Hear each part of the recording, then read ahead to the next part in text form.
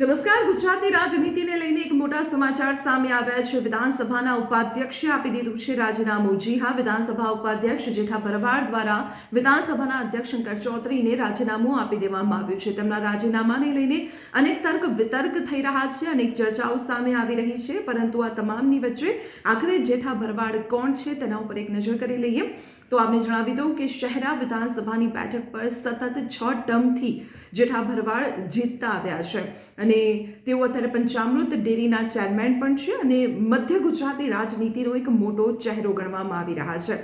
Police કોન્સ્ટેબલમાંથી ધારાસભ્ય પદ સુધીની જે તેમની સફર રહી છે તે ખૂબ જ ચર્ચાસ્પદ રહી છે અને તેમાં પણ જ્યારે 2012ની વિધાનસભાની ચૂંટણી યોજાઈ હતી ત્યારે અંતિમ તબક્કામાં શહેરા વિધાનસભા બેઠકના તરસંગ ગામમાં જે જૂથ અથડામણનો બનાવ બન્યો હતો ત્યારે જેઠા ભરવાડ ખૂબ જ ચર્ચામાં આવ્યા હતા અને તેઓ 1998થી લઈને 2022ની વિધાનસભા ચૂંટણી સુધી સતત તેઓ શહેરા વિધાનસભા બેઠક પર જીત મેળવતા આવ્યા છે.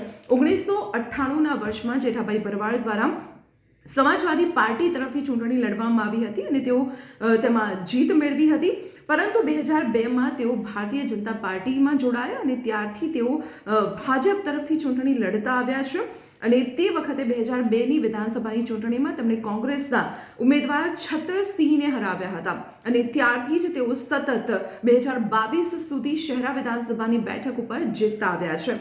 આજે જ્યારે તેમણે રાજીનામું આપી દીધું છે ત્યારે તેમણે અનેક તર્ક વિતર્કો વચ્ચે સંદેશ સાથે ખાસ વાતચીત કરી છે અને આ વાતચીતમાં તેમણે સ્પષ્ટ કહ્યું છે કે તેઓ માત્ર કામના ભારણને લઈને આ રાજીનામું આપી રહ્યા છે, તેની પાછળ કોઈ જ વાદ વિવાદ નથી. આ સાથે તેમણે એવું કહ્યું કે તેઓ સતત 6 ટર્મથી ચૂંટણી જીતતા આવ્યા છે અને પોતાની જવાબદારી નિભાવતા આવ્યા છે. હવે નવા ચહેરાને તક આપવી જોઈએ અને આ પ્રતિક્રિયા સાથે તેમણે આ રાજીનામું આપ્યું છે. ત્યારે આવી જ મહત્વપૂર્ણ ઇન્ફોર્મેશન માટે આપ જોતા રહો સંદેશ ડિજિટલ.